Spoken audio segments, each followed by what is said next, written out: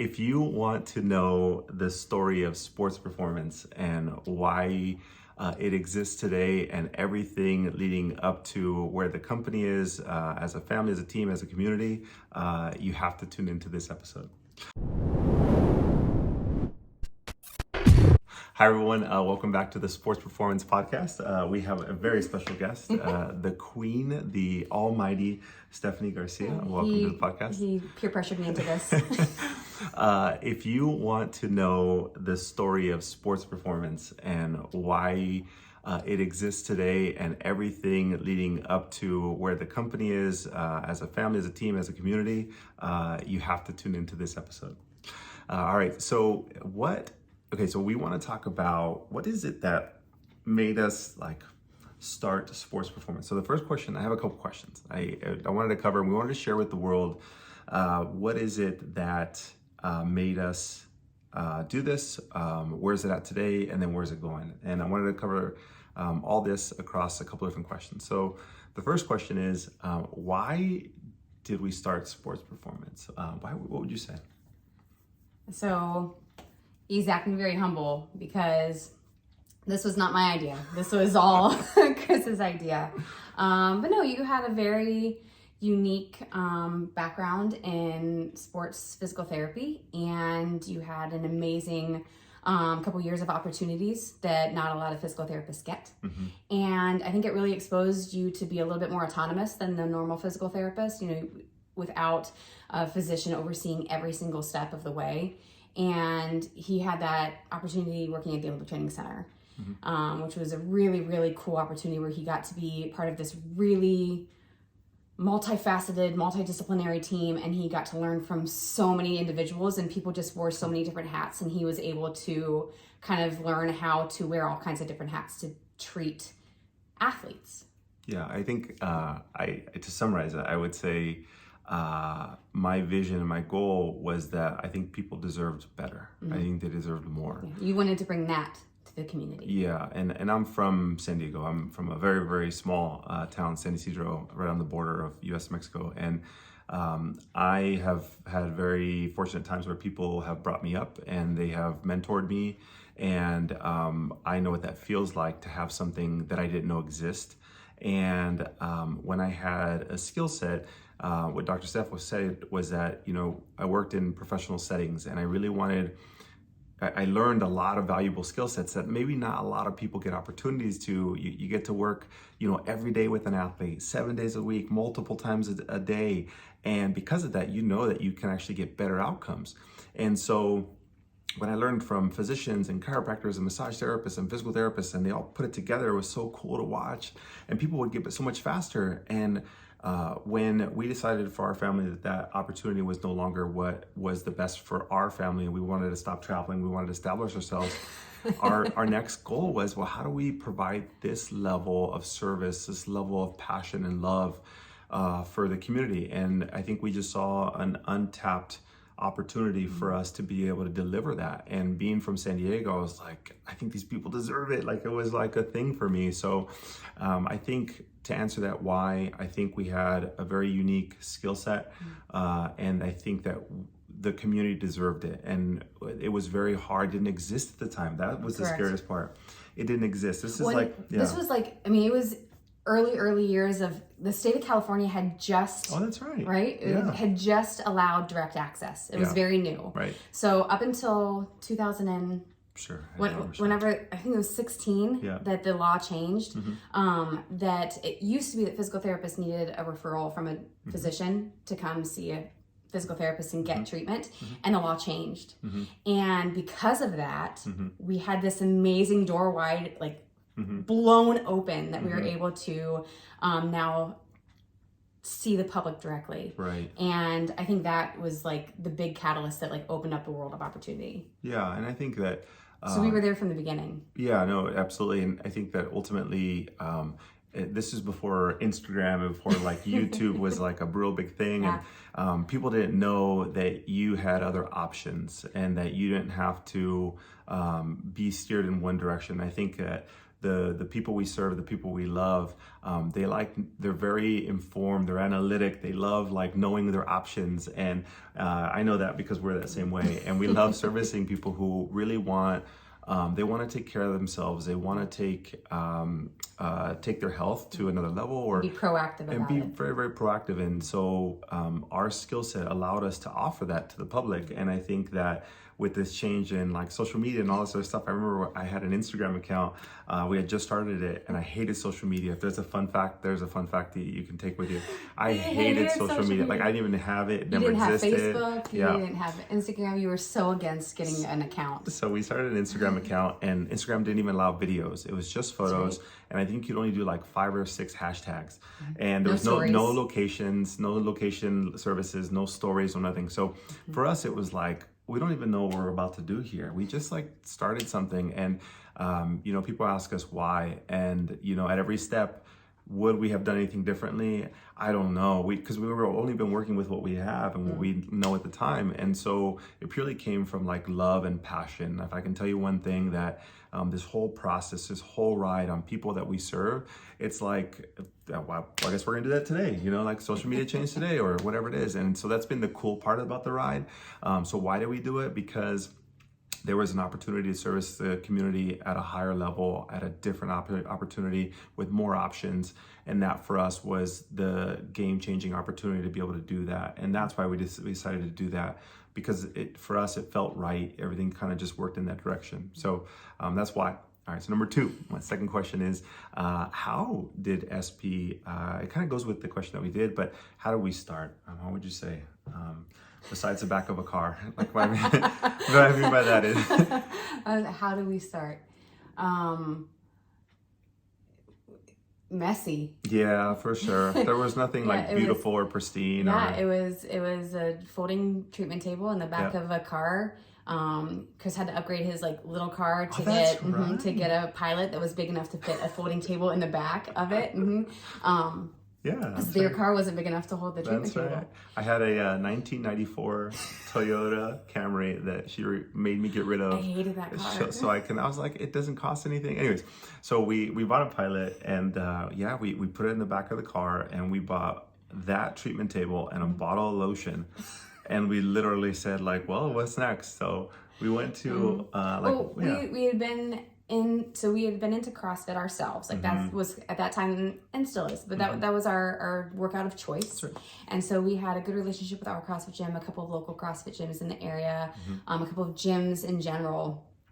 And it just started with you kind of just showing up and being like, who needs treatment? Right. And that's literally, we went to 1 or 2 competitions and literally had no idea on how to start anything, how to do anything. We didn't even have we just created a signed form somewhere, and it did like bare bones, pure like love. And I remember going to some of these competitions. They're like, "What are you? What do you do?" Like I never like, "What do you do?" We like brought out the scraping tools and the cupping kits, and we're like, "What is all that?" Right. It was still so new to social media. Yeah, correct. And so it was like, "What are you doing?" And this is stuff that I remember the person who brought cupping to the U.S. I had taken a course from him in 2011 or 12.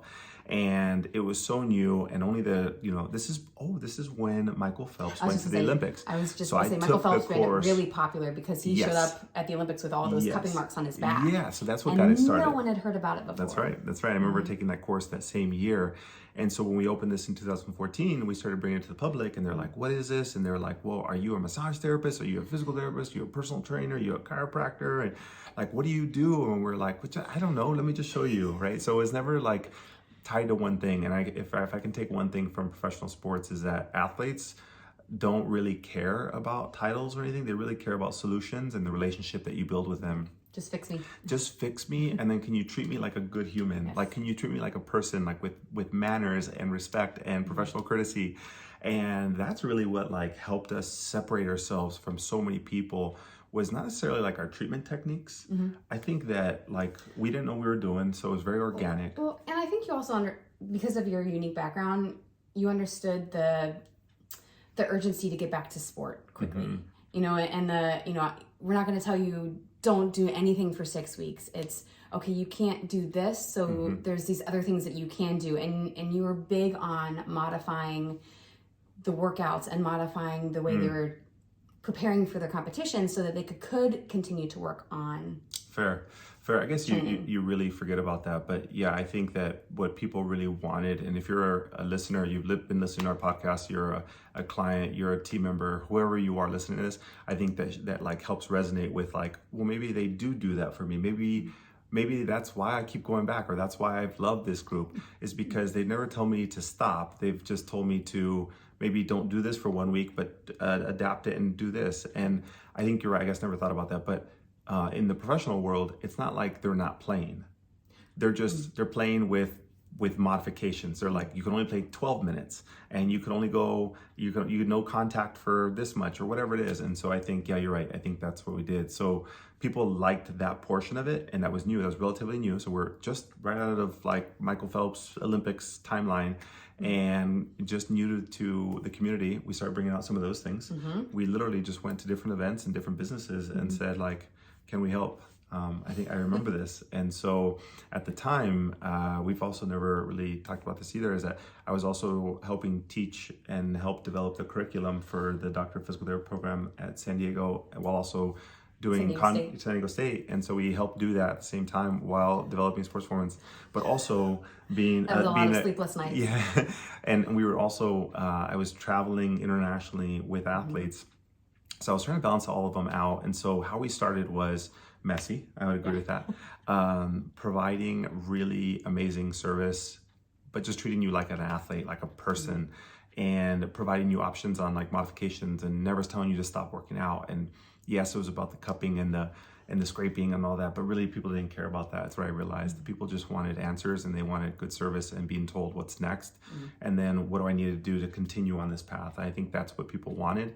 And so that organically just turned into like more relationships with more people in the community, and then more gyms asking if we can partake. And this is when we love our San Diego community. Yeah, the San Diego community really adopted us and they embraced us. And without them, there's definitely, like without you guys, there's like no business for us, right? So like the reason why we do these things is because we like love and we want to give back. So people have helped us get to a certain point, and we just want to keep giving back to the community. So I'll leave this answer of like what's next to a little bit later in the podcast. But how we grew was just organic relationships, working with people in our community and about delivering really good service. So it just turned out that right when we were growing, there was an opportunity for a gym, and they wanted us to be able to like have our treatment area in the same area as theirs, but we wanted an expansion. At the time, it was just me. You weren't even treating. I wasn't treating with you yet. Right. That is correct. So 2 years in, we're hustling. We're like literally hustling. We'll take whoever we can get. If, whether you're a 5-year-old or a 78-year-old, we'll treat you, if you want to be treated. So when he says we, he means him. Yes. So at the time, I'm in 3 different spaces, maybe in Europe, but maybe in San Diego, and maybe at Sports Performance. No kids yet. No kids. That's a big key factor. So that's why he was allowed to travel. Yes, the boss said that was it. So in 2016, we were approached by a gym owner, CrossFit Chula Vista. Rick, we love you, and thank you for the opportunities. And he said, we have this space. Would you guys be interested in? At the time, it was only me, but it was like 2,000 square feet, and we were like, what are we gonna do? How are we gonna go from a treatment table to 2,000 square feet? And it's way too big. I don't know what we're gonna do with all this space. Maybe we can live upstairs. I don't know. I thought about that. So we ended up getting a couch. So the cool part, all right, so so we decided to move forward with it. What you guys don't know is that Stephanie was like 8 months pregnant. 8 months pregnant.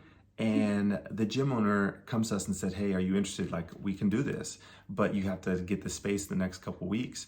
And we were like, oh my gosh, Steph's pregnant, but she only needs 4 weeks, but we would start at least 2 weeks before that. So like, I think it'll work.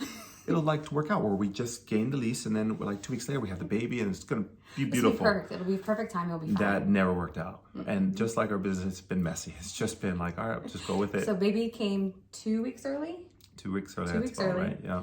And our schedule was thrown off. Right. Yeah. And we literally got the call to come pick up our keys like while we were in the hospital. Yeah. In labor, giving birth to our firstborn son. So he was born on August 31st, and then the keys and rent were due the next day. So we had September 1st. So September 1st. So September 1st of 2000, 16 is when we got the keys. So we ended up staying there, and then we move in, and Zach is 2 days old, 2 days. And there's like a famous picture that we have of him with his like sideward tilt.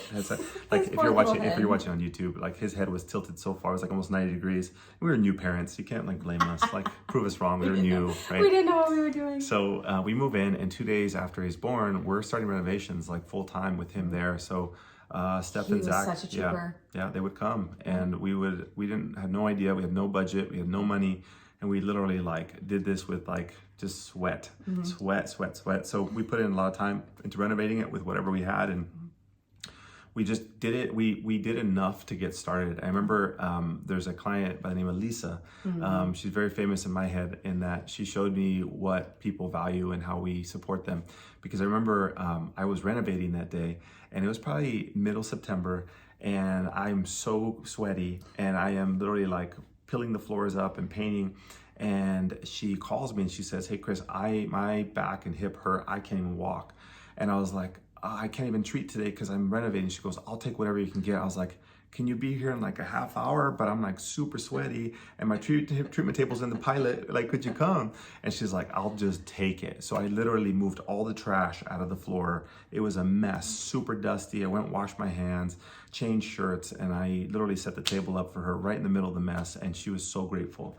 And that to me was like, we got something here. Like, there's something different about this place, that this person is willing to come in the middle of a mess. Overlook all the dust. Yeah, and like being treated by a sweaty physical therapist, but that meant the world to them. So of course we did that, and so that's how we started. That's literally how it became today, and we've had a lot of ups and downs in the company, and we've learned a lot along the way. Our marriage, both of us have learned a lot, and how do we balance that? That's a different podcast.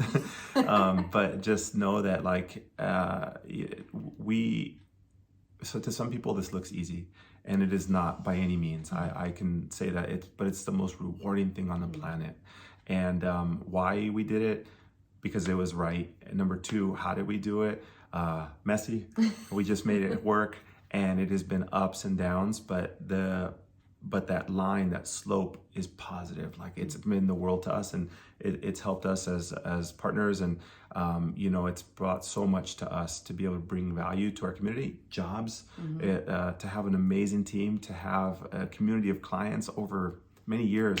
And so for those who don't know, we did expand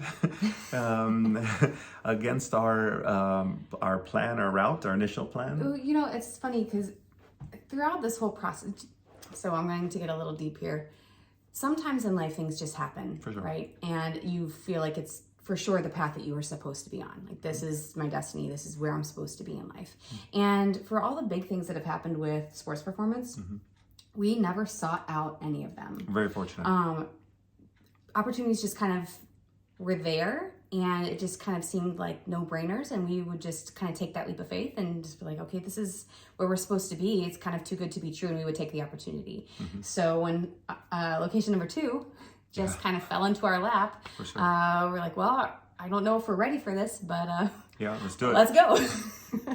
So we opened our second location. So we opened the first location in 2016. And what I failed to mention is that I refused to have anybody on the team, not even Steph. I didn't want anybody on the team. So now we have like 2,000 square feet. I'm a perfectionist. I'm OCD. I'm obsessive. And I want nobody touching my clients. Nobody touches them because they're mine. And like, I know what to do with them. And I had another job, but then I'd right. come over and I'd play secretary, and I'd Front take the phone calls desk and front desk and schedule people, and all the whole while, our newborn son's kind of like hiding in the That's right. office taking naps, because thank goodness they sleep a Right. lot whenever they're little. Right. Little. And yeah, it was just you working, treating 80 hours a week. Like, Yeah. it was unreal how many hours you were treating clients. Yeah. So But he yeah. loved, I gotta tell you, he loved every single minute. Yeah. Like, he came home and he wasn't tired. He was like jazzed about what happened and wanted to like do it again the next day. Like, Yeah. it was very inspiring. Yeah. So we did that, and then eventually we loosened up. I loosened up a little bit and realized I can't do this by myself. For those of you who have had rough times in your life, I realized, because I didn't have direct mentors. I was raised by my grandma, and I just saw hard work, right? I just want to replicate what my grandma did. She worked 2 jobs to make it happen, to put me into school and do all these other things. And because of that, I was like, well, I'm going to do that. I'll just work hard my whole life. And then I was like, man, this is hard. This is like 80 hours. How am I going to do this sustainably with a newborn? And I realized like I need people in my life, and those people are going to help. That's what I failed to realize. And as a new business owner, you don't think like that. You think like, well, somebody can mess up our entire life. It's super risky. And at some point, and you were a perfectionist. Yeah, no, just a little bit. So we realized, okay, we can't do this by ourselves. We need help. And at some point we realized, okay, well, let's start with just a little bit here. And so we're very fortunate that the people who started with us are the people who wanted to be with us. They were clients. We had such an amazing team, and they were so loyal to us as a family, loyal to the business. They saw the vision, and we are so happy that all the people that were in our lives at that time, they just made it. Yeah, it was amazing. They started out as clients, and they were like, I love what you're doing. I love the energy. I love the mission. Can we help? And finally we're like, all right, we'll do it. We'll trust you. And then like, it just like slowly developed, and people were like, hey, I have a friend who would be great for you guys. We like, you got really about good customer service. They would really like to help. And we were like, wow, this is crazy. Like people want to help us. And so we just started growing, and then we just like kept growing. And so that's when we got location number 2. And somebody mentioned like, hey, you should check out this place. And the story is that, you know, we had the gym owner at the time, Coder, reached out to us or posted something on Facebook, and we said, hey, we're interested. And we were like, but maybe let's hold off a little bit. And then one of our friends, Christina, says, hey, you know what? I've been to that gym. It's amazing, blah, blah, blah. And she vouched, and we're like, well, darn it. All right. So we reached out, and they were like, hey, you want to do it? We can close in like 30 days. We're like, oh, okay, we have a newborn. And so sorry. So fast forward, we have 3 kids. But by this time we had 3 kids, and number 3 was a newborn. Yes. So here we go again. And you know, we don't say no to great opportunities. We're filled with great people and looking along the same mission. So the vision of CrossFit Humanity was they want to deliver really good service to really amazing people and be able to support the local community. We're all about that. So we took the chance, and here we are today with 2 locations. At the time of this recording, we're in September of 2022. And so, you know, that's how we've been able to get to the point where we're at. And if I could summarize how we've gotten there, it's with amazing people, yes, with hard work, but you got to be fueled by passion. You can't do it by yourself. And the people around you who love you and embrace that will help elevate everything that you're doing to a different level, including each other and our spouse. But, you know, I think I realized that we were focused on the external community, that we didn't realize that we needed to grow our internal community, because those people, those great humans want the same. And we were so protective. I was so protective of that. So if you're a client, thank goodness. Yeah, you loosened up. Yeah, if you're a client at Sports Performance, or you've been a client, you understand like why we harp so much on customer service, because without you there is no business. And that's how we've been able to grow it, by offering good service and really growing a culture of people who focus on people. So one of our core values is people first, client second. And what we mean by that is at the root level, you're not a client, you're a person. And behind that is that you're just a person who needs help with a specific thing that we have a skill in. And so we are not physical therapists, we're not massage therapists, we're people too.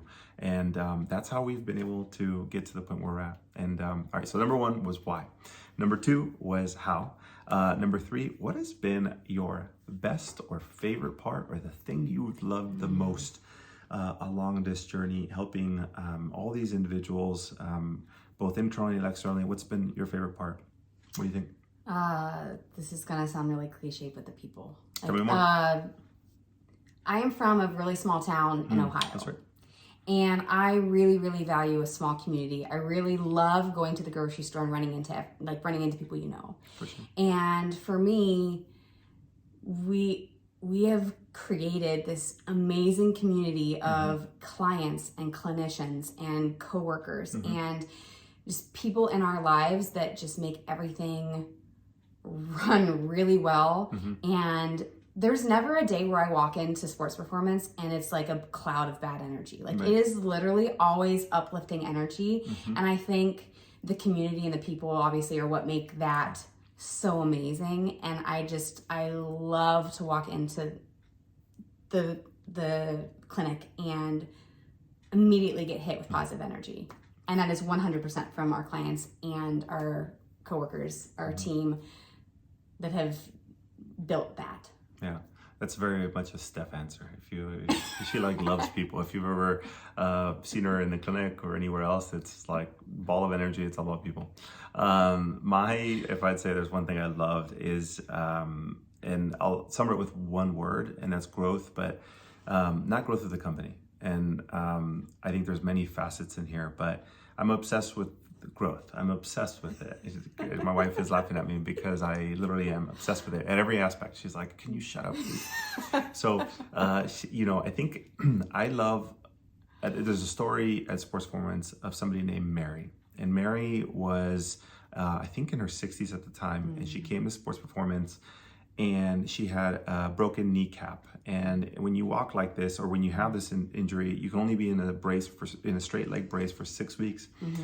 And she said, Chris, I want to be able to. She worked a small business here in the San Diego area, and she has to work on a hill and with like plants and all this other stuff. And she said, Chris, I just want to be able to go back to work. And I was like, okay, but like, what else have you been wanting to do? And she's like, I want to be able to squat. I haven't squatted in years. I think she said like the last decade. She was like, always afraid that it's told me it gives you arthritis. And I was like, wait, what? And so when I get an opportunity, I'm like, all right, let's do it. And she said, I want to be able to squat so I can work on my my job or my garden that much more efficiently. And I was like, oh, we can definitely do that. And she started getting her knee range of motion back and all this stuff. And she was like, I said, hey, we're going to get you there, but like, what would you want to do once you get squatting? And she was like, well, I never thought about that, but maybe I want to like, can I start running again? I haven't ran in like 20, 30 years. I was like, we could do that. And then we get her to the point where she's doing like a running progression at the age of 60 and hadn't done it for years. And then I asked her, I was like, well, what's next? Like, what'd you think? She's like, I knew you were going to ask that. She's like, what about like swimming? Can I swim? And I was like, well, yeah, that's nothing to do with your knee. Let's try that. So we get her there. And the big finale was like, I want to try a triathlon at the age of 60. And this is like a year and a half of working with her. And so after that, we realized that maybe it was a lot of impact on her knees. She tried it for like 6 months, and it was tough to actually go through a full event. So I was like, okay, what's one thing that would make you happy that you can do multiple times a week? She's like, I don't like going to the gym. I've always wanted to play softball. And I was like, well, that's definitely low impact. We can do that, and we can do modifications in that. And she was like, Chris, I'll do it. If you can get me there, I'll do it. So we get her there, and I remember her crying to me and saying, Chris, like, you've given me more than my quality of life. You've given me like more than I thought I could get back. And I said, but that's like what I do. You're an athlete. I'm gonna keep pushing you to like the World Cup, to the Olympics. I don't know what your Olympics is, but I'll push you. And Mary to this day continues to see us. And Mary has changed my perspective on what we can do for people. And she was like the person who locked it in for me and realized, if you're not doing more, it's because you haven't thought that big. And if you haven't thought that big, somebody hasn't challenged you. And we're here to challenge you, whether that's your fitness goals, your nutrition, your sleep, whatever it is.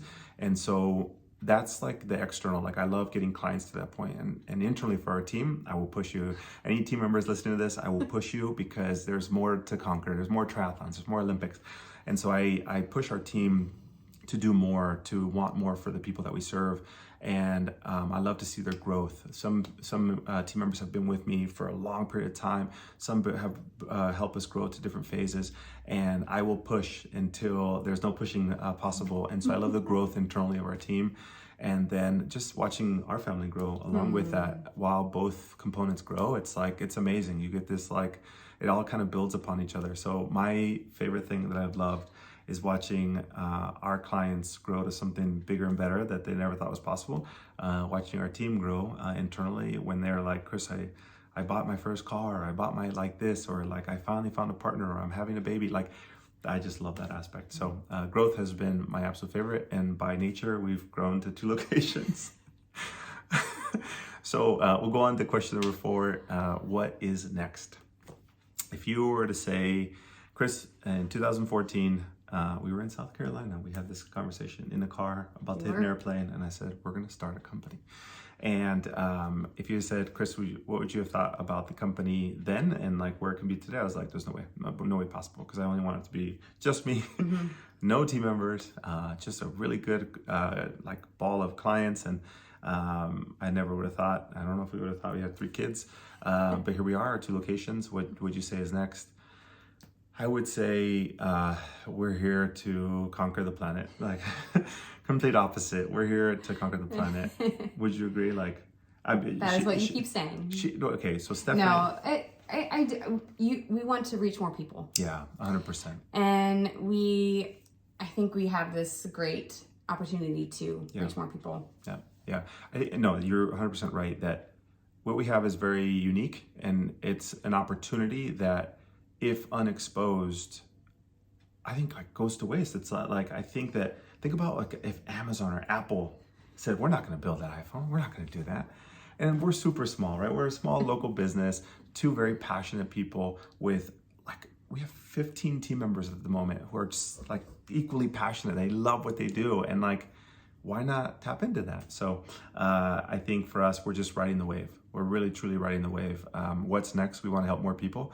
We want to expand beyond Chula Vista and San Diego. We want to expand to new locations and just help the people who would want something like this. This is for the right person. This is for somebody who wants, to take their health to another level, and they want to continue being healthy into their like 80s, 90s, whatever that is. And so if that's you, like, you understand what we're trying to do. So what's next? We want to have, I initially said like 3 or 4 locations, 5, 6, 4 kids. I say we're gonna watch. Kids. No, okay, sorry. 3 kids. Sorry, 3 kids. Sorry. So we want to have, we want to have a good radius. We have at the time, gosh, this is in 2018, 17, 18, 19. We used to have people from different countries come see us, from different states. I think the longest client to date who drove to see us was 16 hours. That's right. We've had people from Guam, right. South Africa, France, Australia. We've had Virginia, Colorado, Texas, Florida. I mean, all of these places come to see us, and we like do not take that for granted one bit. I mean, that we are truly blessed. The honor that is to be able to help somebody, and they're like, yeah, nobody else can fix it in Virginia. So I came to see you, we're like, whoa, the pressure. Amazing. Yeah. So what we're trying to do is build a larger radius to be able to have those people have access to it without having to depending on driving so long. We have people in LA who drive down regularly, like once a month, just to come see us. So LA, we're not in that world yet. We want to expand beyond San Diego, into San Diego, and just kind of build larger radiuses so people don't have to drive, and we can make it more convenient for everyone to come see us. Yeah. Would you agree? Yeah. I'm excited to watch this video again in like 5 years and see how small we were thinking back in 2022. Listen, we will always grow to what you allow us to grow to. You're the community, right? Like, so we listen to you, and it's always been just organic, and here we go.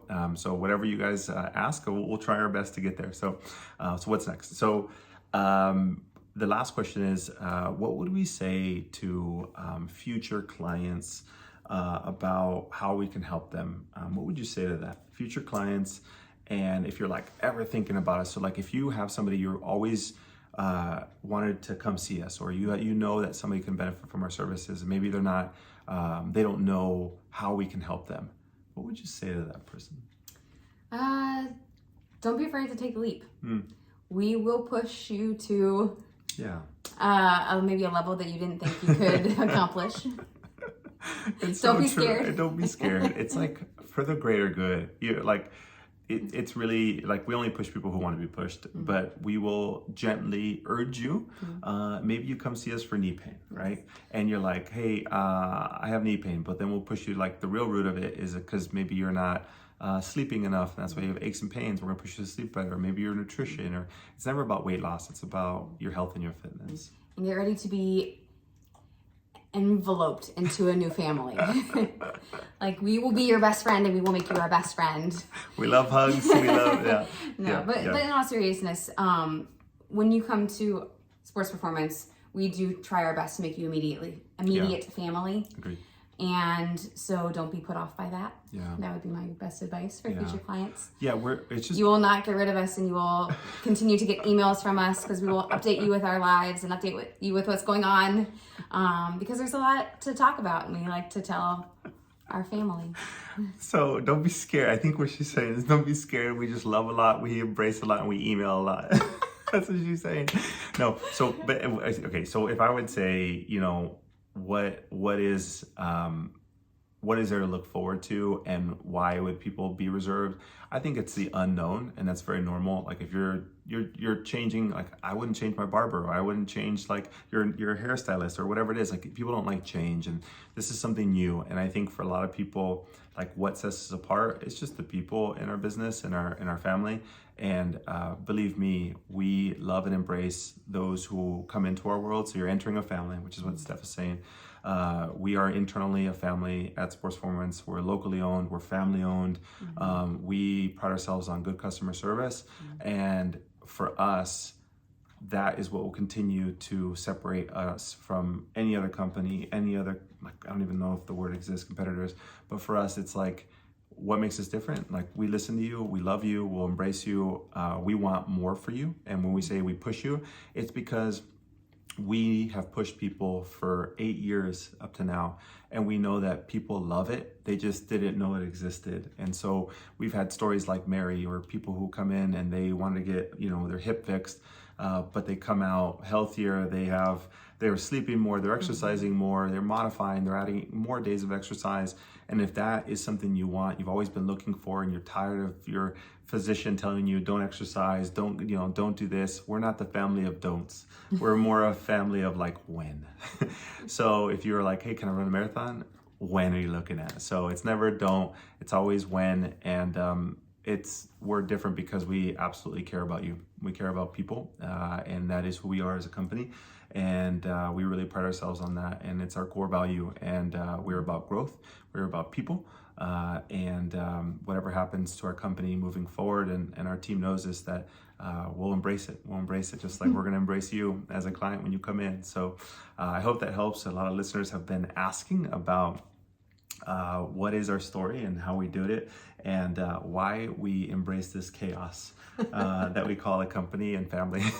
And we do it wholeheartedly because it's fun, it's amazing, and there's ups and downs all the time, but it's part of the journey. And our family has grown up within this family of SB, right? Like our kids, Zach grew up at Chula Vista, and Jacob has been at San Diego as part of the renovation process. So when you come to see us, you're seeing a family, you're seeing really good people who want to help you throughout that process. So to all the listeners who have asked us for this in the past, thank you for being part of our journey wherever you are. We have listeners all over the world.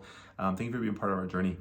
We are very grateful for all of it. And if you could say one thing to our family and SB family and everybody else, what would you say? Oh, don't put me on the spot. What would you say? Thank you. Yeah, very simple. We appreciate it and we love you before we start crying. All right. See you guys in the next episode. Take care.